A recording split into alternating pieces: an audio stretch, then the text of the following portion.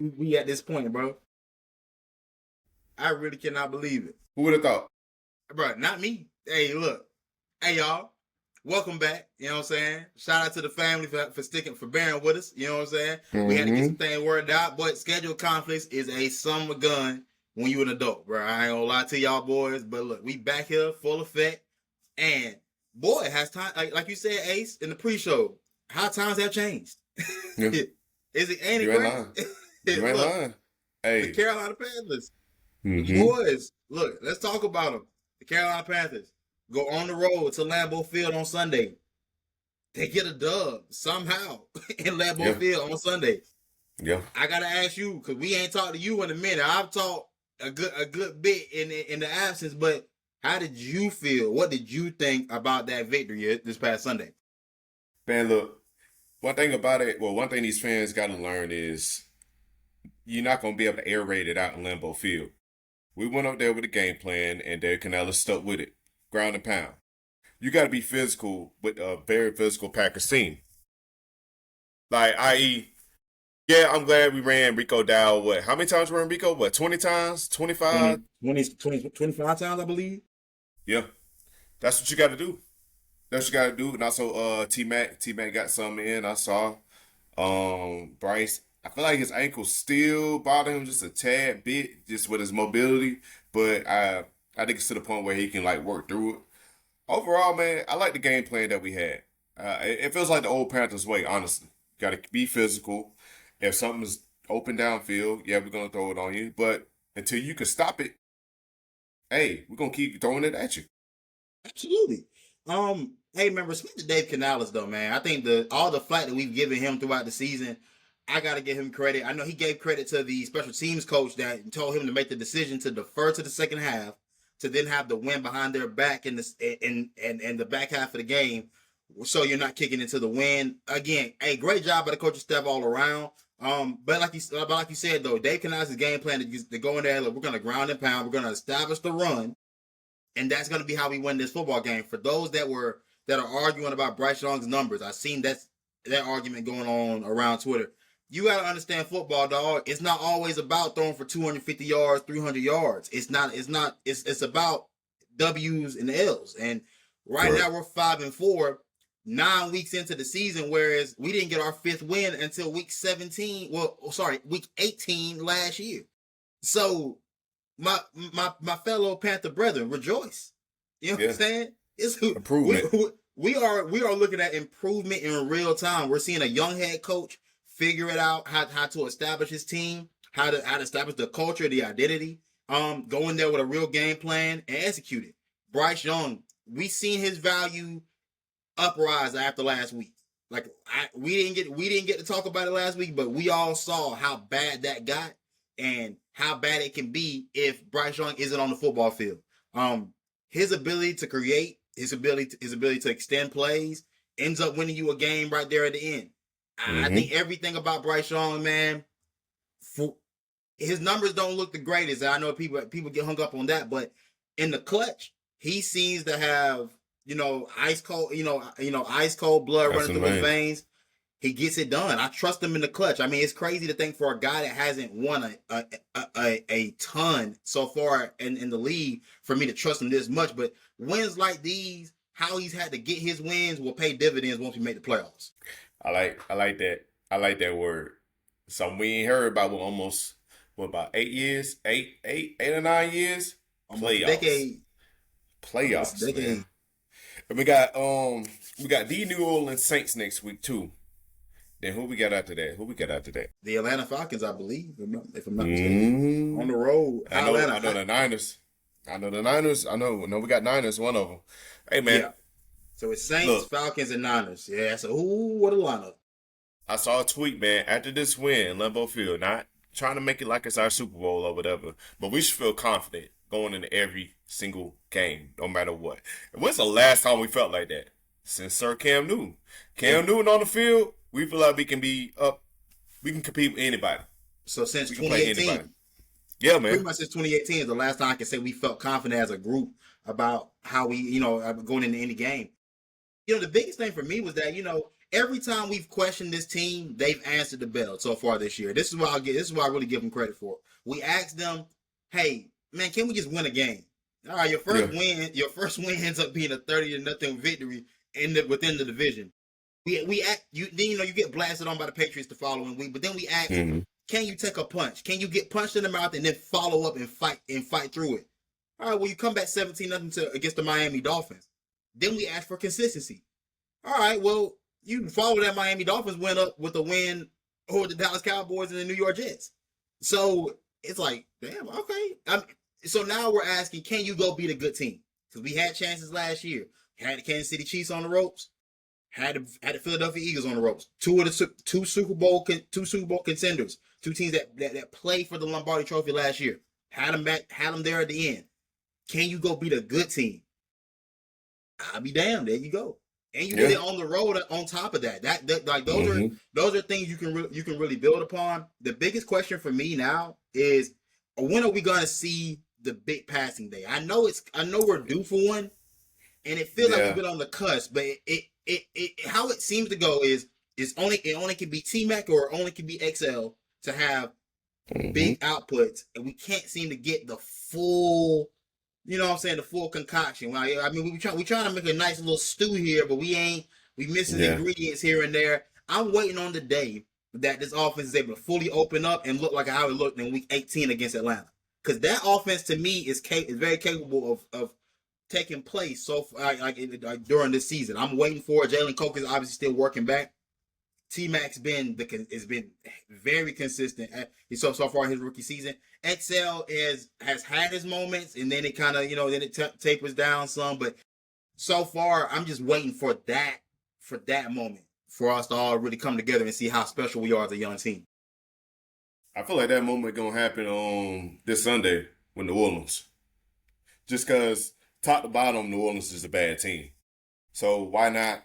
I mean, I think this would be a good game to throw some creative work in there, see what works. See, it's I can see, barring the weather or whatever, I can see a more creative game this Sunday. I don't know. I should. You would expect it to open up here in the Carolinas. Like, even if it's chilly, I mean, like it's only gonna get but so cold. I do want to see this offense open up. So, man, I mean, I will say the style of play that Carolina is playing right now is made for January. Though I saw somebody from Panthers Twitter tweet that. I think it's Thomas World. He tweeted out like the Panthers brand of football right now is made for January, made for those latter months, or those winter months. So I mean, it's huge. But right now, you obviously got you got the New Orleans Saints coming up. Then you have Atlanta. Then you have the 49ers. So you're going to be in good weather for the next month or so. The biggest thing here is not having the letdown game against New Orleans. Like, don't get it confused. Yeah. New Orleans has been competitive in all of those games that they played in, whether it be Spencer Rattler or not. Now, Tyler Shuck is going to be the starting quarterback for this game. So, I ain't gonna lie, to me, breathing a sigh of relief. Free eats. You know what I'm saying? Because had it been Spencer Rattler, I'd be worried. Yeah, I've been nervous. Yeah, he's gonna compete. He's gonna throw it around. He's gonna throw it across the yard.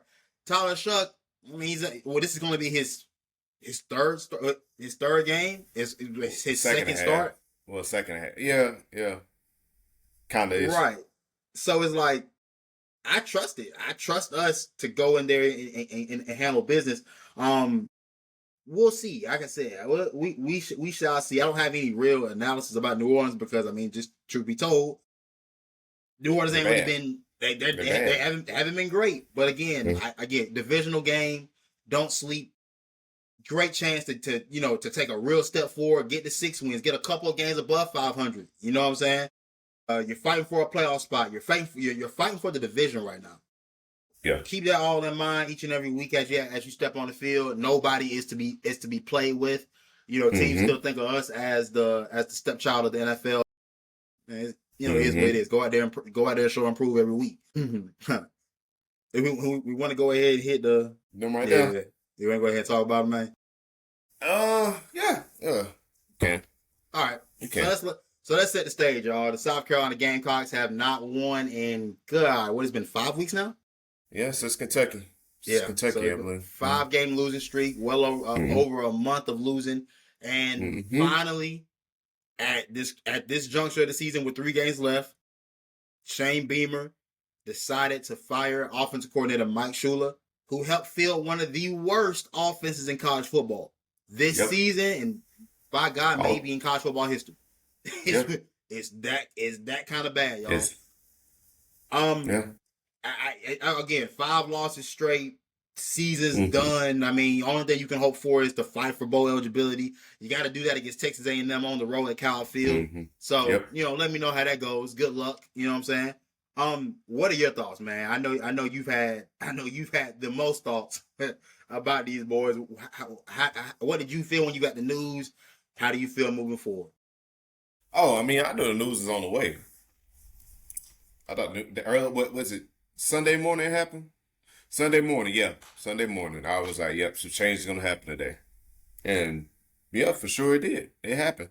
Um Jim Droppers fans, we apologize. Because last year we told y'all we thought Mike Shula was the brains behind this whole little offense we had going on last year. Dow Loggins, I'm sorry. I apologize. Hey man, listen. I thought Mike Shula learned from his time with the Carolina Panthers, but we just gotta go ahead and put Cam Newton in the Hall of Fame right now. For him to take a Mike Shula ran offensive system, go 15-1 with it, with no true wide receiver one. Your only true weapon was Greg Olsen at the time, and the outstanding Jonathan Stewart.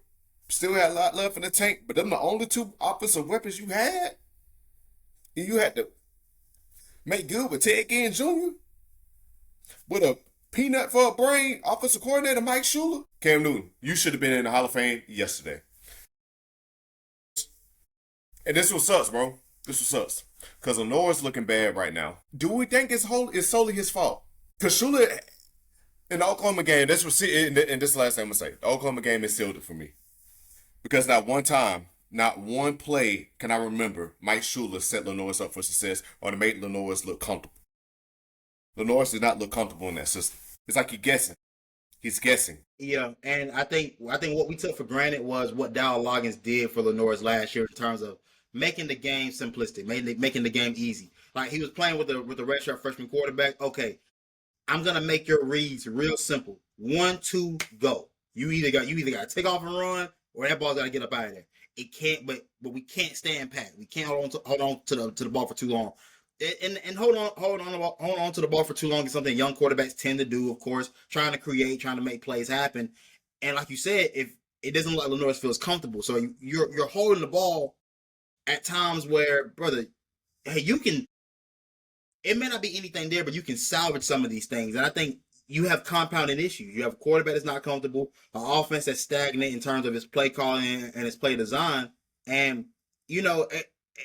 And also, I mean, I guess to share the blame around. Lenore's also missed a lot of throws in this Ole Miss game.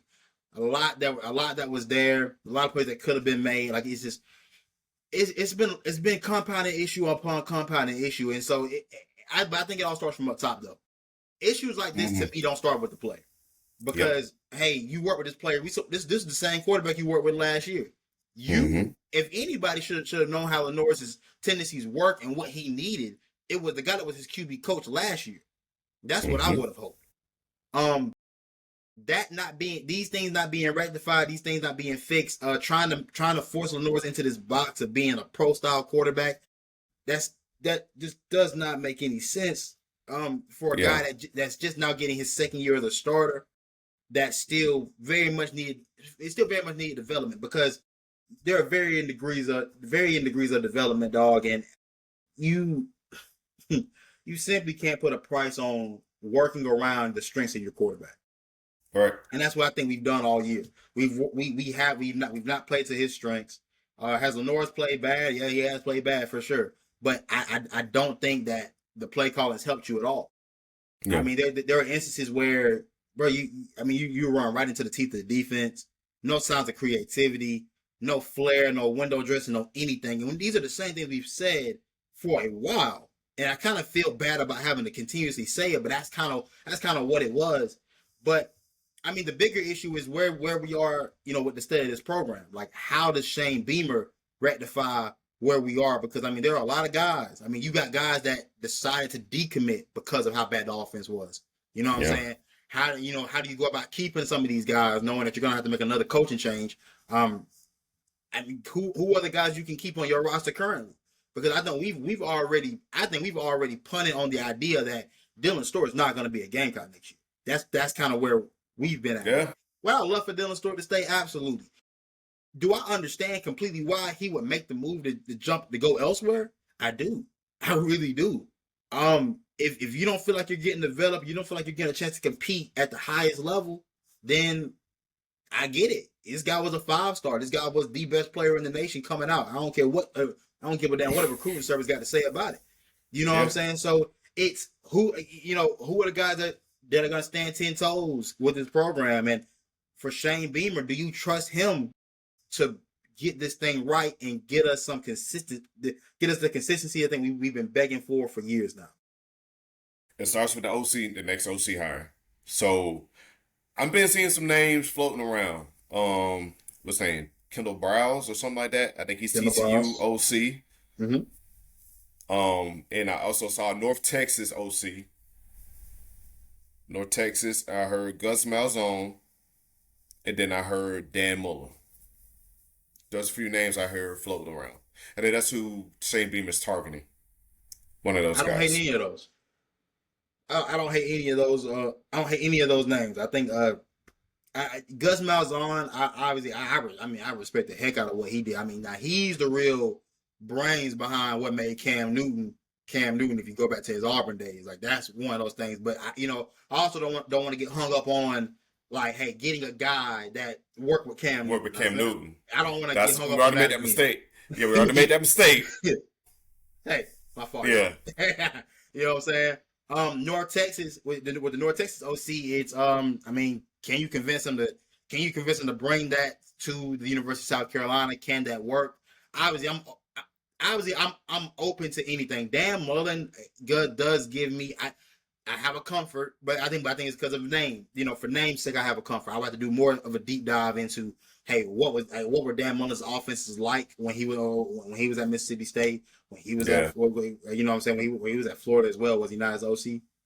I believe so. Yeah, okay. He worked with Dak Prescott in Mississippi State and then AR at Florida. So yeah. Yeah. So I mean, just trying to figure out, where it is, where can we find our consistency? Where can we find our niche as an offense? I mean, if you look at what Shane Beamer's done so far through 5 years, the offenses have been awful.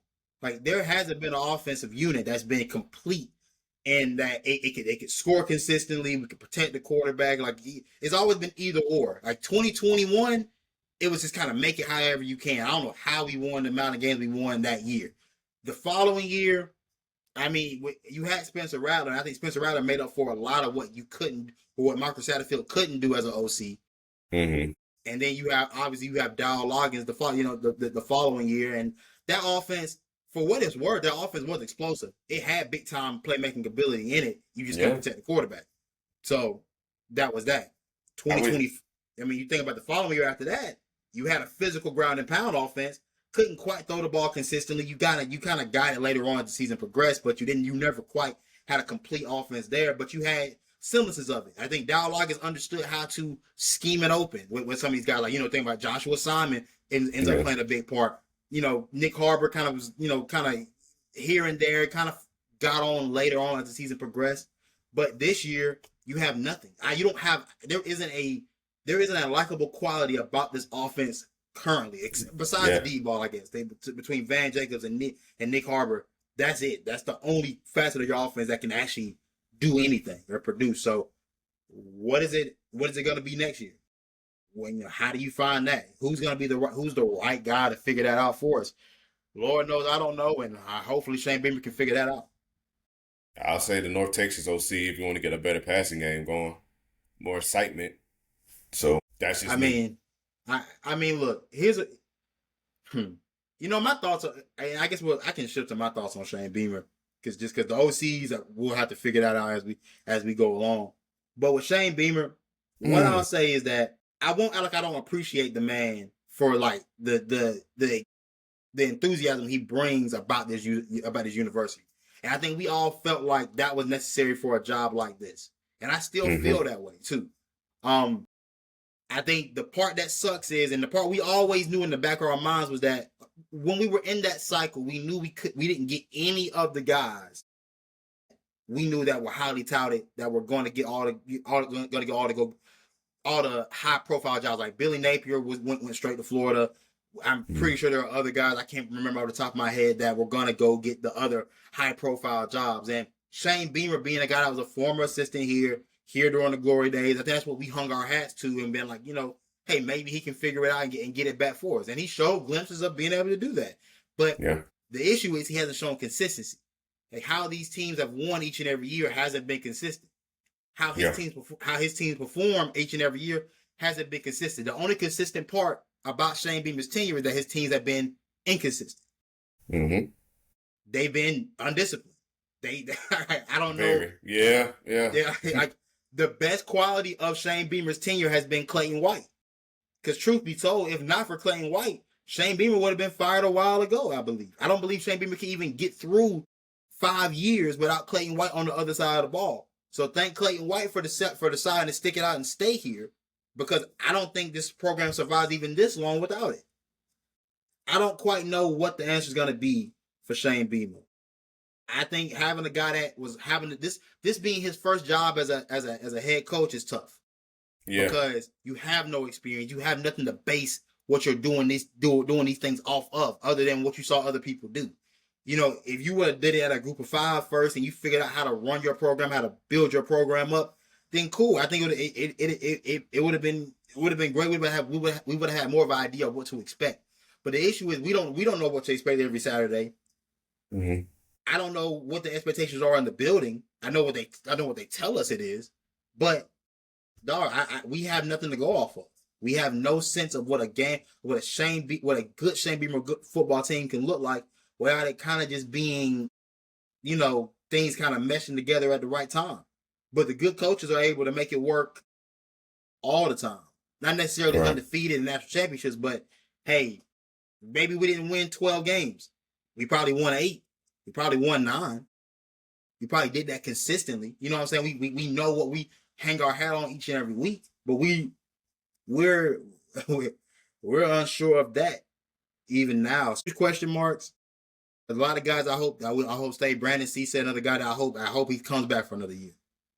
A lot of Cardi guys. Swain, I hope he comes back. Jalen Kilgore, I hope he come back for another year. But I'm a realist. We try to be realists as fans over here on Jim Dropper Sports. I understand if you gotta go. Yeah. I understand. I can't. You know what I'm saying? You ain't gonna see me bad mouth. You ain't gonna see me. I understand, bro. And we gotta build it right back on up. And I think that's what Beamer might be gonna need. Retool.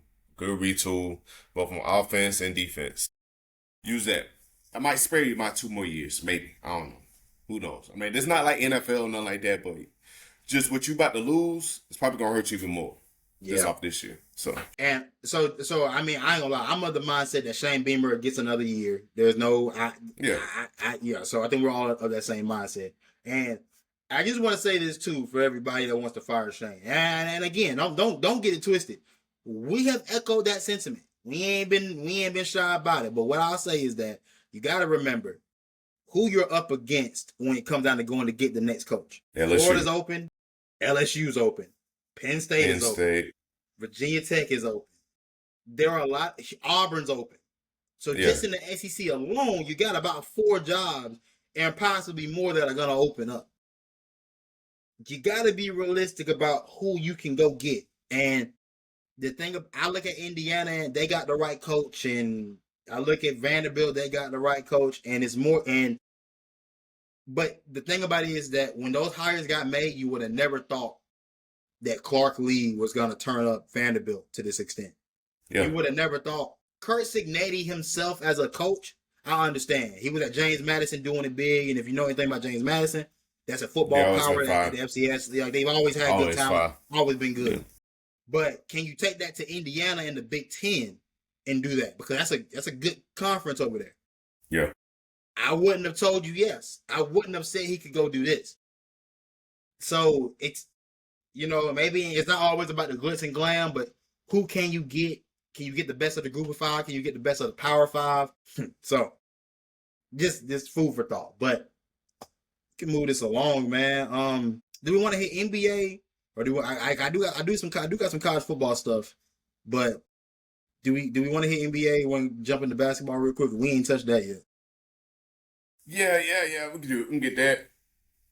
Let's get to it. Hey man, I know you got a lot to talk about. What should we go for? Listen. Mine is Sunday because I think it was a low management. It felt like a low management game. I think Wemby didn't shot well that night.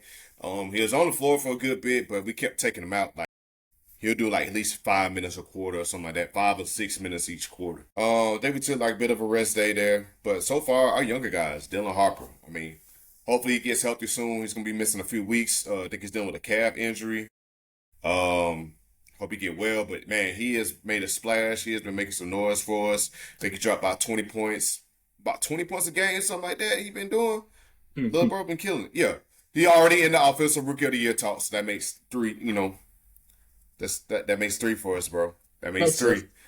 That makes feel me. That makes 3. But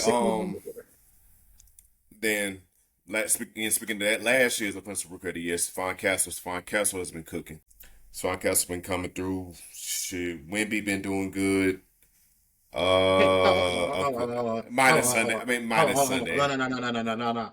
Good, brother. Great. We're talking about a possible MVP, a possible defensive player of the year. Yeah. All right up into one guy. Like, he hasn't been doing good. And I knew when he started hanging with the monks, I knew he was on different timing. And Kevin Garnett. A summer with the monks and KG. This was his Rocky Balboa training montage. He was nothing about what's happening right now should surprise a soul. Brother, he drop stepping and 7'6". Yeah. He'll shoot a 3 every now and then, but you know what he doing that I love, bro? Get your tall, lanky ass in the paint. Get in the paint. That man, I got swole. Hey man, he got swole over the goddamn over. You know what I'm saying? Over something. Get the paint out. Hey look. I obviously when we in the heat of competition, which we will be soon, don't run. You know what I'm saying? At the time of this recording, T Super Bowl is tomorrow, y'all. So when we come back, but next week or maybe Friday or whatever. Whatever we come back. His Super Bowl is tomorrow, y'all. Hey, look. Hey, man. Look, man. I'm ready to compete. You know what I'm saying? Oh my God, man. Can you hear me still? Yeah, I hear you. All right, yeah. I thought my headphones had died on me, but yeah, no. I gotta respect the Wemby, dog. I mean, we knew he was coming, and it was we always thought, when is it gonna happen for Wemby? Like, when is he gonna get it? Because we know once he gets it, everybody gotta move out of the way. Like, we always figured that. Come on now, you know what I'm saying? With Stephon Castle, guys like Dylan Harper, guys like Carter Bryant, that are gonna turn into like those defensive aces, those real staunch role players that the Spurs are known for having. I mean, hell, I gotta ask the question, where does De'Aaron Fox fit into all of this at this point? Man, hey, don't worry about it. Because Dylan Harper just went down. So this is when Fox come back. This is when Fox come back, take over his role.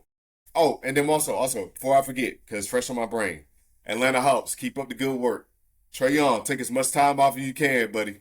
Take as much time off as you can. Friday, if y'all don't know, we got the Atlanta Hawks lottery pick. Shout out to DeJounte Murray. It's the no damn sense, bro. Oh yeah, this is the greed. this is the greed, man. This is the greed they talk about in the Bible. Trust and believe. But yeah, though, I mean, look, here's the thing, man. The San Antonio Spurs, we talked about it. Remember, we talked about it in the offseason. We were wondering where you guys would be in terms of a playoff hunt. Where would you guys fit into this whole picture? We figured y'all would be in there. I think we both said y'all would make the playoffs. We didn't know where think things would fall out. I mean, but right now at 5-1, you're sitting right there at the thick of it. It's the OKC Thunder at number 1, the San Antonio Spurs at number 2, and yeah. It's like y'all king. And y'all king not back yet either, so it's crazy. It's like that. Yeah. Yeah. But no, it's very great to see what the young teams are doing in the NBA. I mean, I even look over at Houston what they're doing with Kevin Durant. Mm. They're a point guard away.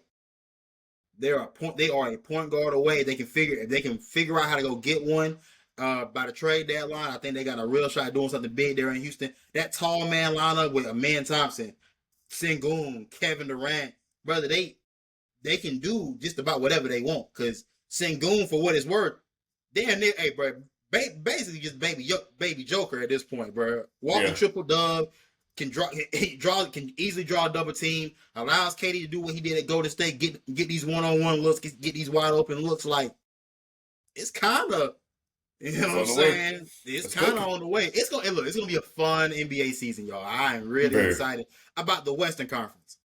Now the East. Yeah, you know what I'm saying? I don't really know. I'll say Philly look a bit exciting. VJ Edgecombe, boy. Yeah. Hey, you talking about a real rookie? Are you talking about another possibility for rookie of the year? Yeah. His defensive presence already. Mm-hmm. And I don't think people quite expected him to be the offensive player he is this early.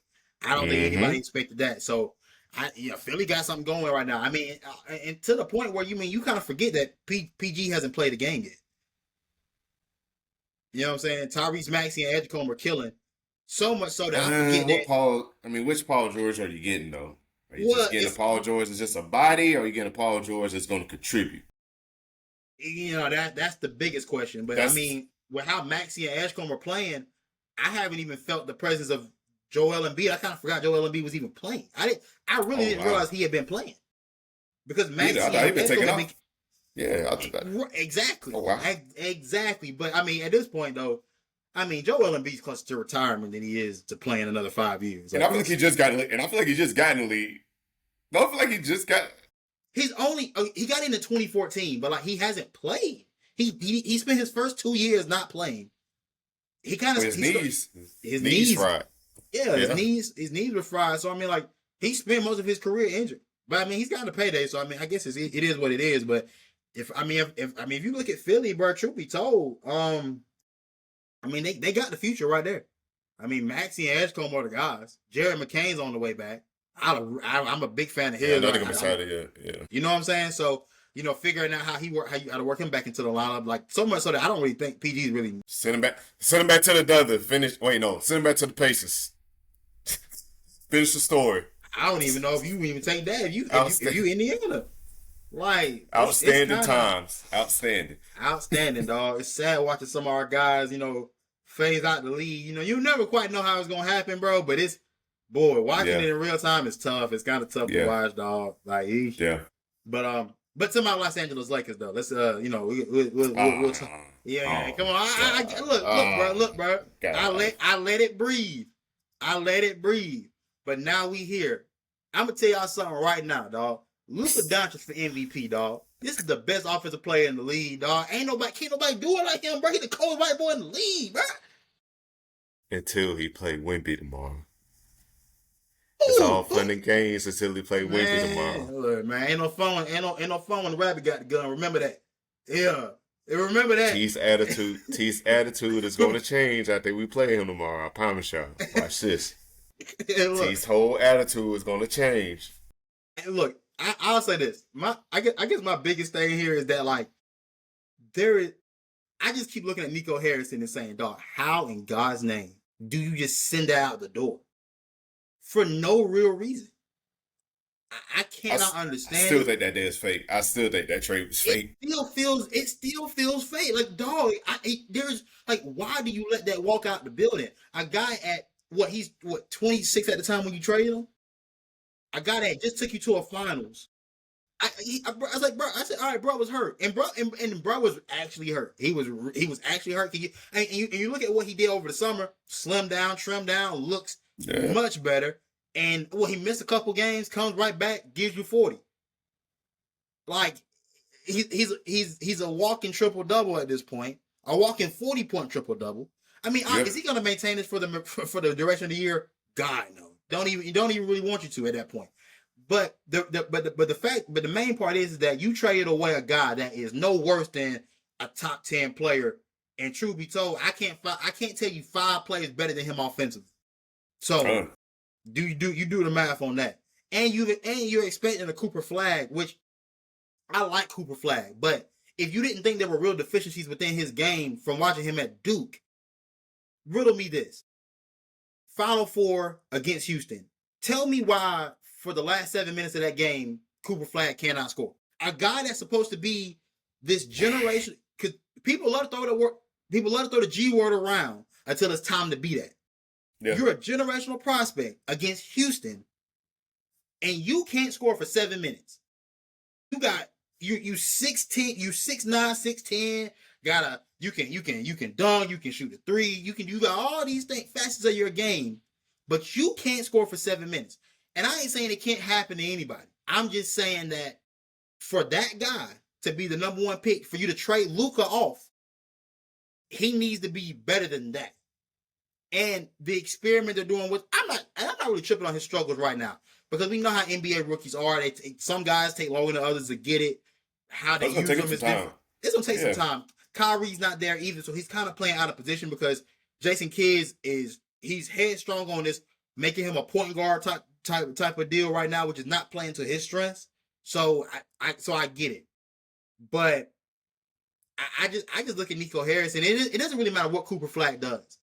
I don't think Cooper Flag's ever going to be as good as Luka Doncic is. That is what it is. Because when we talk about Luka, we're talking about one of the best offensive players I could say we've seen thus far. I got plenty of moments of Luka, even so far through his through this 8-year career, that can go up against anybody, any GOAT any offensive GOAT you can think of. I got a highlight pack with Luka name on it that can go up against anybody, and that's just the fact. And he don't even dunk. He don't even play above the rim. And that's just the fact of the matter. But, off of that, Austin Reeves and how he stepped up with LeBron being out, elevating himself into that. Boy, come on now. You know what I'm saying? Hey, these white men are dangerous, y'all. Y'all heard what Pocahontas' daddy said? These white men dangerous. White men are dangerous. Come on now. them boys are savages. You know what I'm saying? How he stepped up in this number 2 role, been admirable. He's always shown this, just getting the opportunity to do it on a larger scale with LeBron being out just shows you more and more that he's been capable of this. But even guys like Jake LaRavia has been a great pickup. I mean, big body wing, will play defense, has scoring capabilities. As that ability to it adds another scoring threat on the floor with Luka and AR out there. But Marcus Smart, dog, I thought Marcus Smart was on outstanding timing. I thought it was one of those. I'm like, hey, bro, wrap it up. You know what I'm saying? I thought it was one of those. What are we doing? Like, what are we doing here?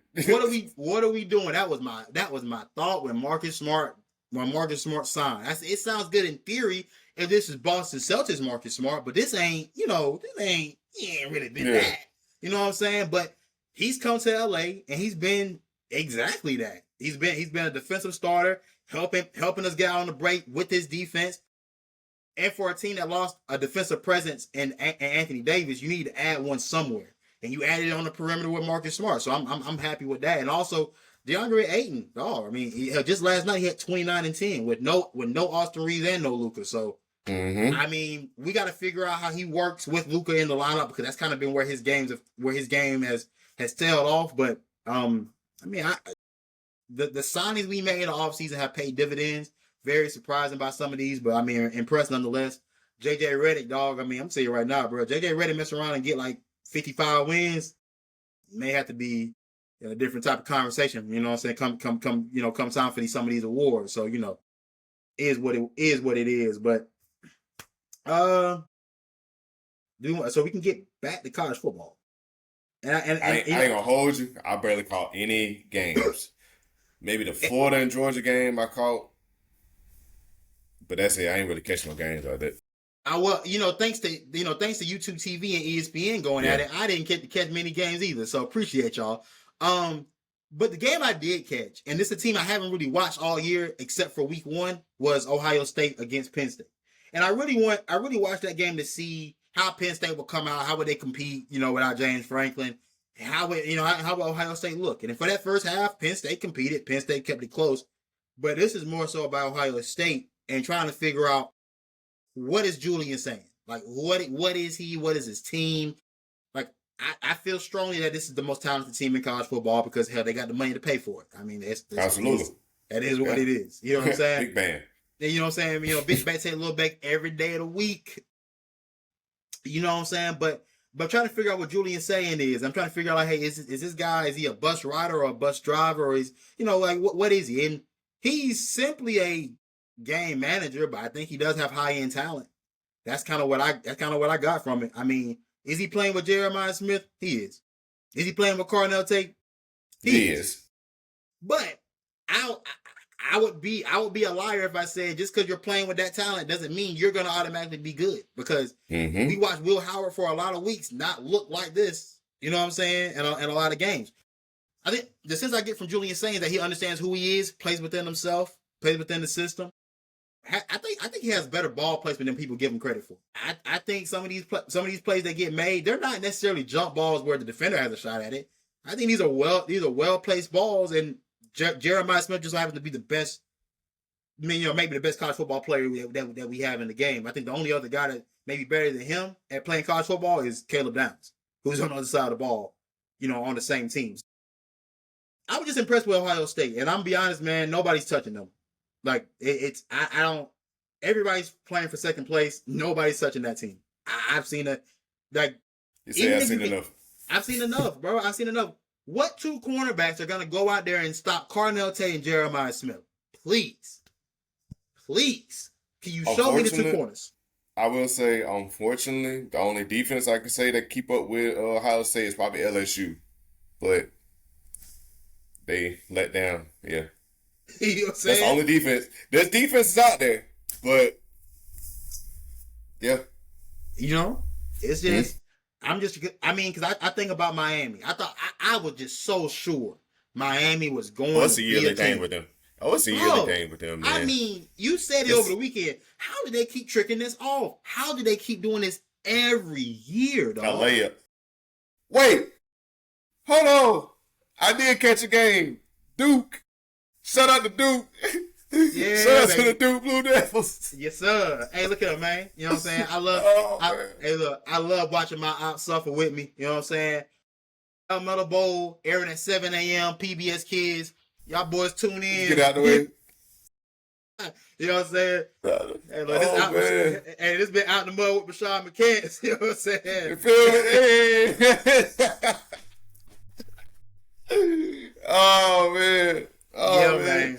Yeah, but back to Miami, yeah.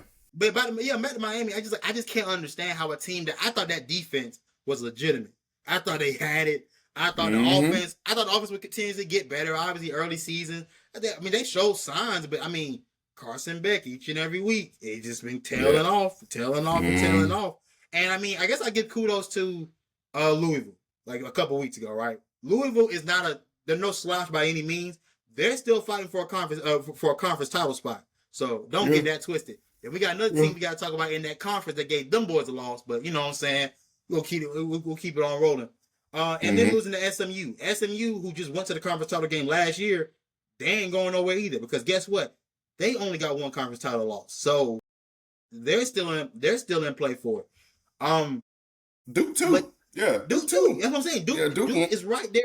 Duke is still right there in the mix for everything. So don't get it twisted. Miami just tricked it off. You're talking about in a year where there's no Clemson, no Florida State,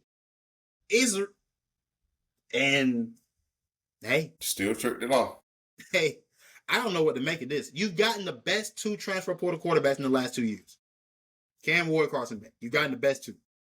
And you still can't figure it out. Still. I mean, I kind of should have known when you didn't do it with Cam Ward, it was over. You tricked it. Well, yeah. It was a layup. Fast break. Air ball layup. Every time. I mean, losing because you're undisciplined. Just doing stupid things to lose some of these games. Like the way they lost that game against SMU, sick to their stomach. I know they got to be sick to their stomach because it's over with. There's no playoff. There's no ACC title game, so it's over. There's a path. There's still there's still a mathematical path for them to make it, but I don't think You're gonna need a lot. we'll need a lot of what you could have took care of too at that. So, hey man, how much longer we think Dabo got before it's over with? Woo. I mean, Yeah. is that changing? I don't think that's changing, dog. I think this Dog. has been a Did you see the precipitous clip? fall, bro. Did you see the clip where he is chewing out the defense at Khalil Barnes? Hey, Khalil Barnes like, whose man's? Who guys this? It's Bro, over, dog. man. It's over. Yeah. And, and it's crazy.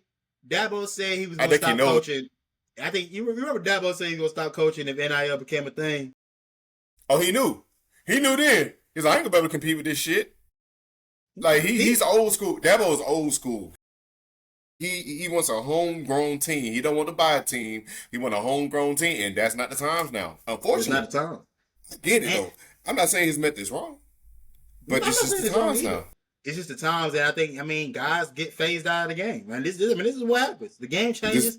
I mean, hell, Kevin Durant and them boys brought through small ball and all that damn triangle offense that Phil Jackson them had rolling got smoked out the building. You know what I'm saying? The game changes. Steph Curry it made the big go extinct for a few years there. I mean, the game changes each and every time. The spread offense came. Hell, Nick Saban had to get out the I formation. You know what I'm saying? Yeah. It changes. You know what I'm saying? So this is all a part of the change and the maturation of it. But yeah, I think it's definitely. I don't know how much longer. Not even how long does Clemson want to stick by Dabo? How much longer does Dabo want to stick with college football? Is really the question. Honestly, it's kind of crazy though. You saying the presser in front of your boss. I can get fired today. Something like that.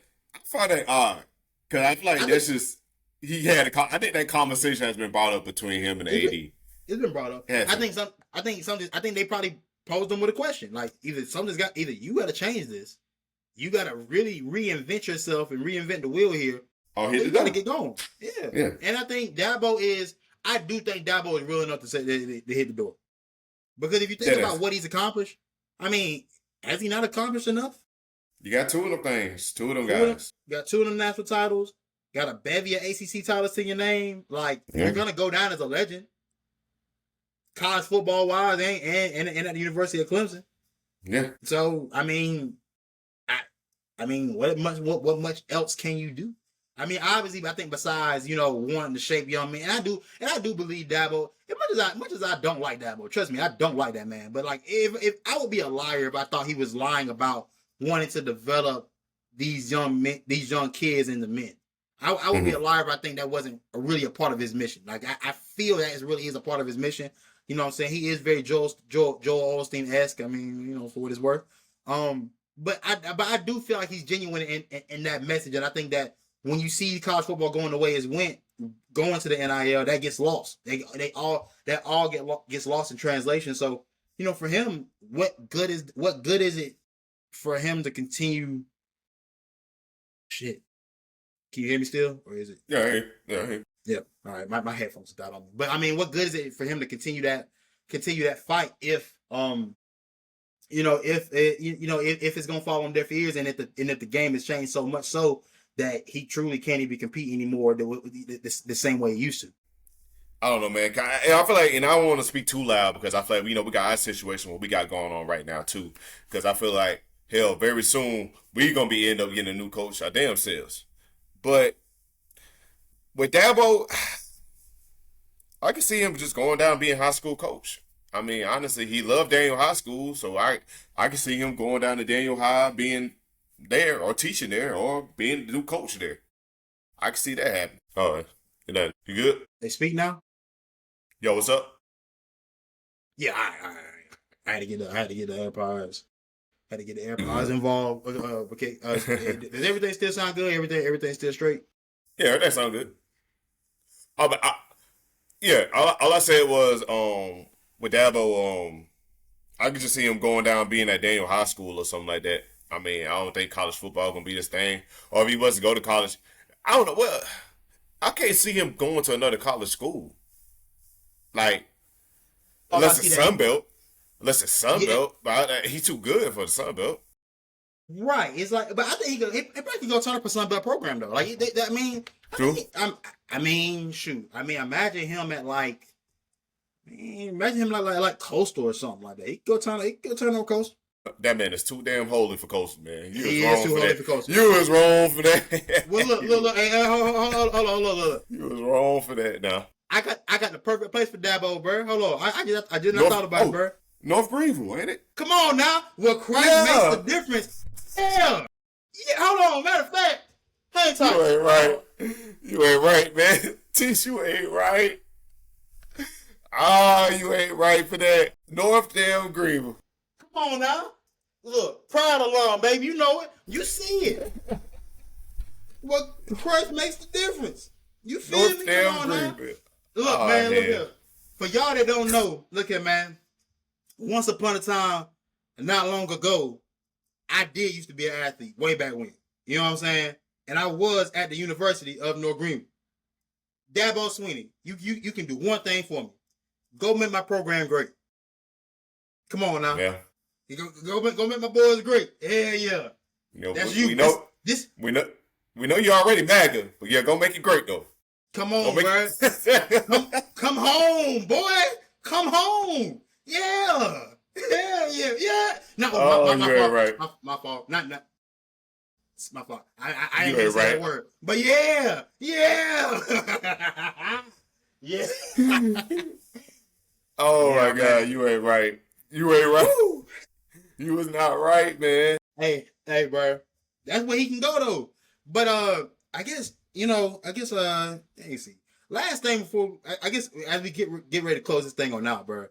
I just want to. Are we go? How long are we gonna keep telling this lie about the SEC, bro? About what?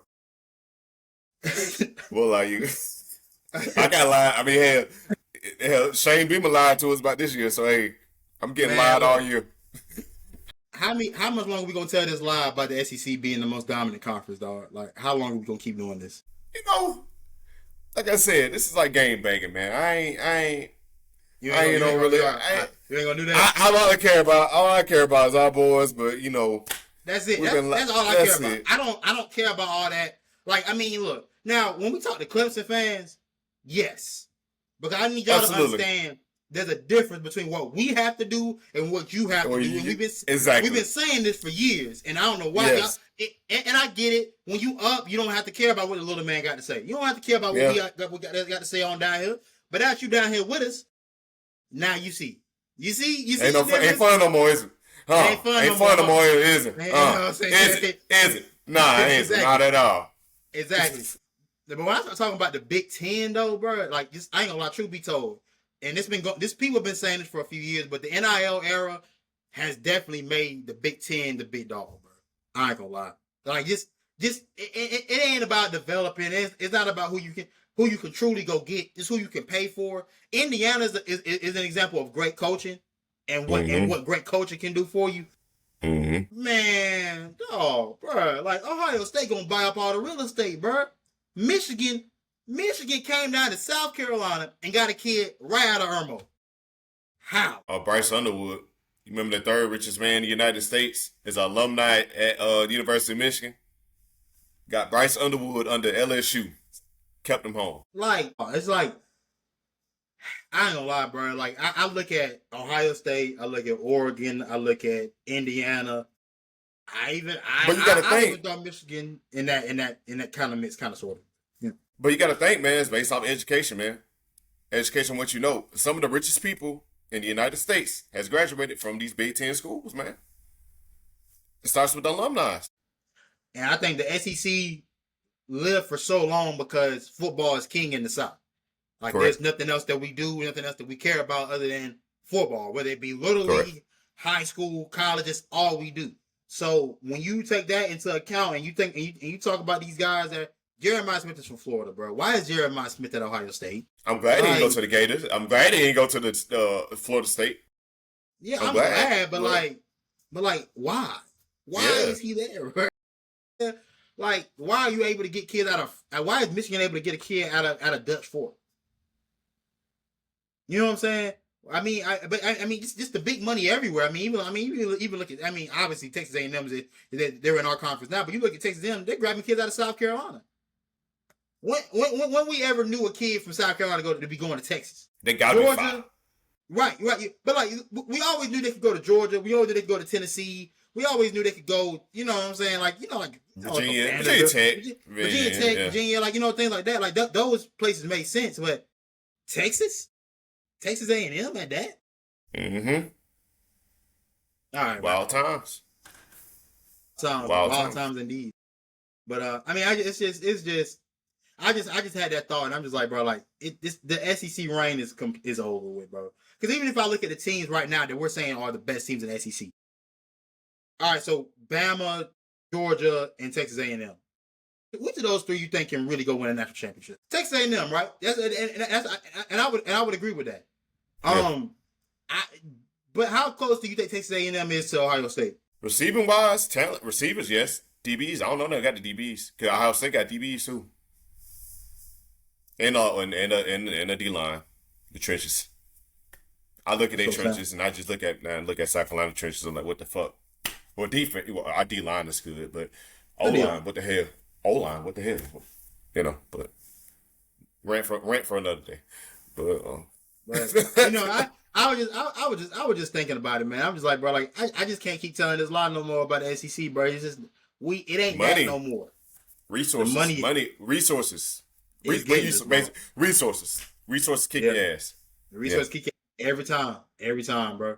But with that being said, this is Jim Dropper Sports. I'm your host, Shanti Stewart. This is my dog, A. Smith. D, hold on. I ain't forgot about y'all. Hold on. Almost forgot, bro. Hey, man, shout out to University of Virginia. Shout out Tony Elliott. Go Who's. I need to see y'all boys in Charlotte. You know what I'm saying? I need y'all to make the ACC title game. I'm pulling up. You know what I'm saying? I'm going to have the gear on. You know what I'm saying? We're going to do what it do. Go Who's, man. Make the college football playoff brace up. Shit, I mean, look, let's get to it, bro. Get you a home playoff game in the college football playoff. Let's turn this thing up. You know what I'm saying? Let's get right. Let's get to it. Do it, bro. Shout out to D, man. Bro. Shout out to D. Shout out to UVA. You feel me? But yeah, with that being said, this is Jim Dropper Sports, and we out.